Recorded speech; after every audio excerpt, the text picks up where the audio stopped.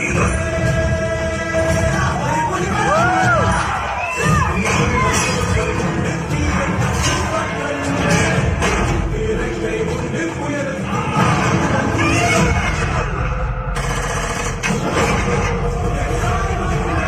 இந்தியாவில மொத்தம் 29 ஸ்டேட்ஸ் இருக்கு. ஒவ்வொரு ஸ்டேட்லயும் கலவரத்தை கிரியேட் பண்ணி நாட்டுல பெரிய சேஞ்சஸ் கொண்டு வரதா அவரோட plan.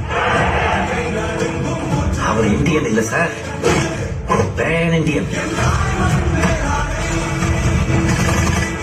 Terms and conditions apply.